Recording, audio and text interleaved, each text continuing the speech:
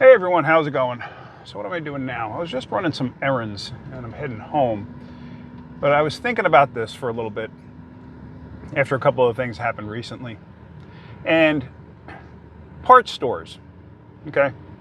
We're talking about automotive parts stores, but this kind of applies to any industry really. Lowe's Home Improvement, where I'm at right now. When you're dealing with lumber or plumbing or any electrical, anything, it doesn't matter what it is. Any business this kind of applies to. When you purchase something to resell it, what do?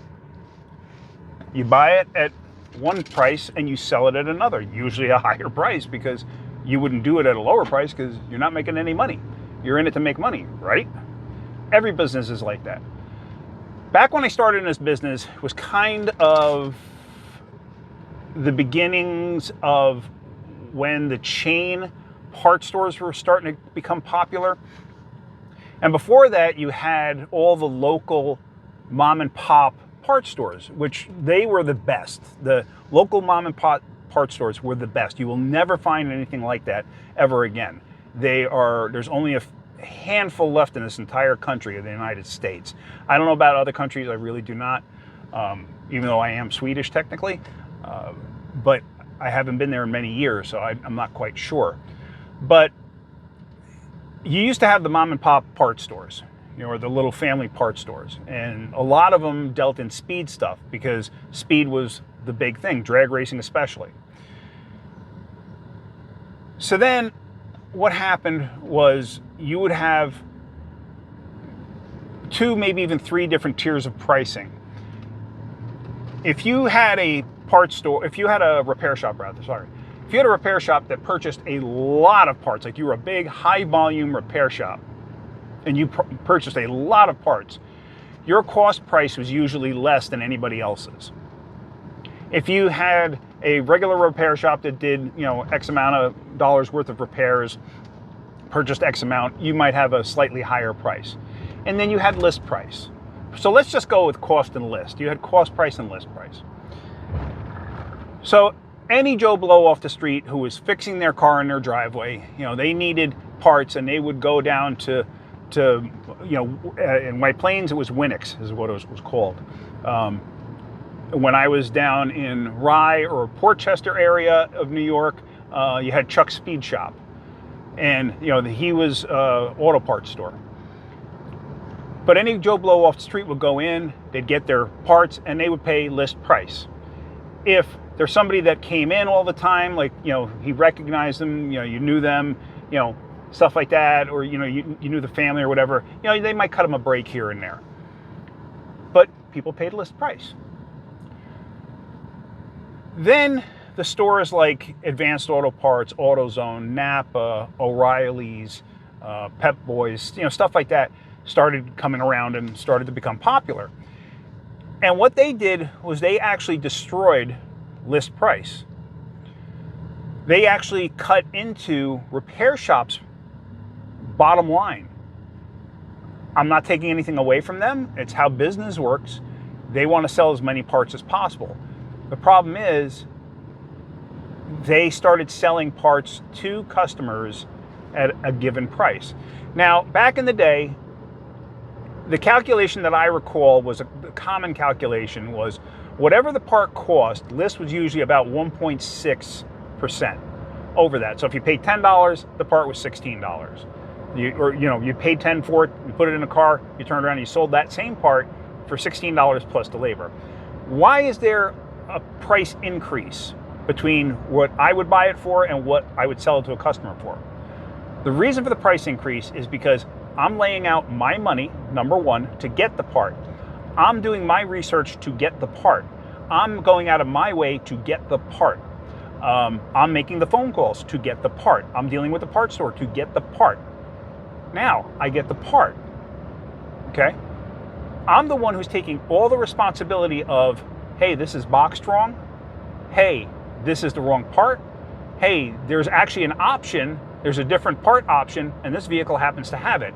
So we didn't realize there's 2 parts available for this, and we picked the one that's the most common, and it happens to not be that one. Also, There's a warranty now on it because I supplied it. I'm the one who, or I provided it is what I should say. So that is all part of the reason the parts prices go up when it gets passed off to the consumer. And that's like that in any industry. I don't care what industry it is. It doesn't matter. They're there to make a profit. Otherwise, they wouldn't be in business. You buy it X amount, you sell for Y amount. It's just how it works. Had to pull over, getting distracted. So people get upset with that, knowing that you have to raise the price. But that's like that anywhere, any industry, doesn't matter. Look at like a restaurant, for say.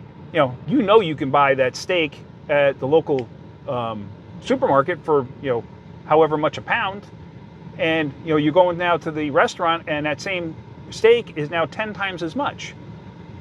That it's a markup. It has to be a markup. Otherwise, you're not going to stay in business. So, but people get upset, and it's understandable. It's understandable. Now, I'm trying to sell a part for, say, $16, okay? And they're like, well, they look at it and they're like, well, I went online and I get that same part for 11. Well, guess what? The part cost me 10.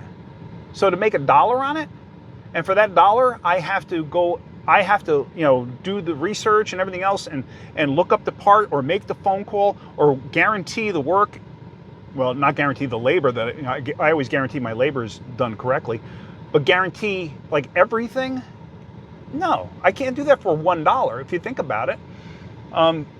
Recently, a customer supplied a set of spark plugs to us to put in her car. She left the receipt in the bag. So I took the receipt and I looked at it, and it's not the parts store that we deal with all the time, but it's one of the parts stores that we do deal with. And I looked and I saw what it was. So I went on our website that we deal with, on a commercial grade level, and each spark plug for us was 40 cents cheaper. What kind of a markup is that? The parts stores killed list price. They absolutely killed it. But they don't care. They're doing it for their bottom line, and I understand it. It's business. It's all business. I get it.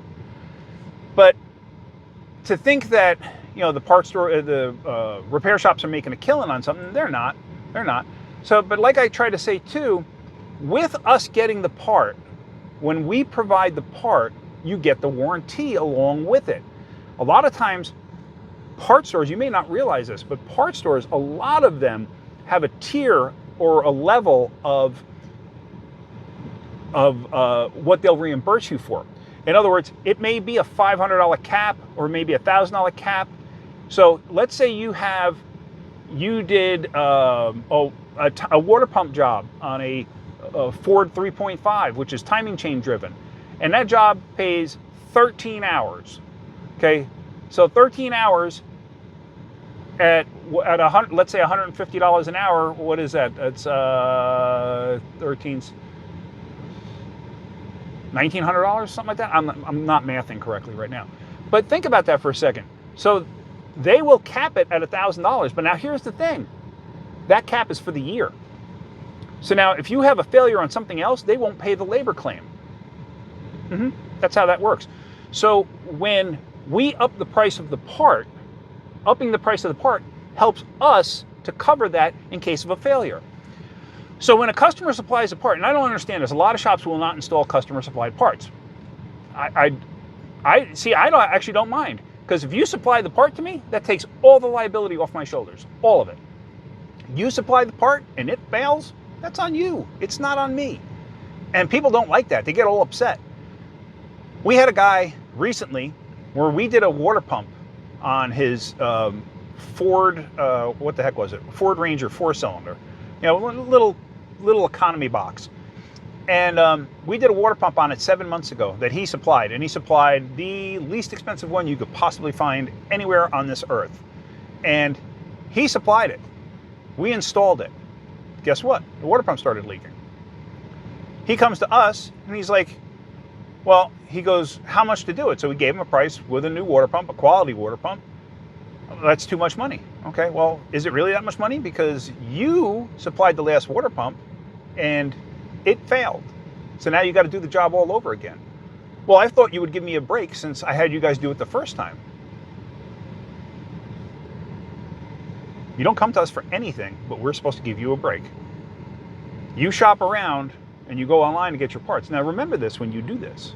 If you go and get your own parts, why would a repair shop want to do anything to help you? Okay? Just think about it. I might sound like I'm being a prick or something like that, but it's the truth. Any industry, why would they want to help you if you're supplying your own stuff? Why would they want to help you? There's no reason to help you. You're just paying them to do a job, not warranty the job or guarantee the job or anything like that. You're just paying them to do the job correctly. After that, it's done. When you deal with a mobile mechanic, okay, unless it's a very reputable mobile mechanic, once they drive away, your warranty's done. Okay? But there are very reputable ones out there. There's extremely good mobile mechanics out there. Just got to look for them. But if you find that person on Facebook that's going to come to your house and fix it in your driveway and they misspell stuff in the process, you probably don't want to deal with them. And they show up in a clapped out Honda Accord, with everything in the trunk, you probably don't want to deal with them. I'm just telling you that. And I'm not taking away if you're a really good mechanic and you're driving around in a clapped out Honda Accord, that's fine. Funny thing is, I'm actually thinking about it. One of my buddies, he does maintenance and he drives a Honda Accord. So I'm not talking about you, Rich. Anyway, we had a customer just a couple of months ago where they blew the transmission in their Honda.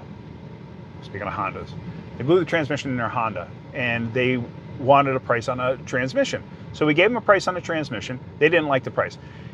This was an older one. You could not get a reman unit for it. Nobody made one. We were not about to rebuild it. We're only going to get a used one. So we gave them a price on a used one. Now, with the used one, that all falls on our shoulders.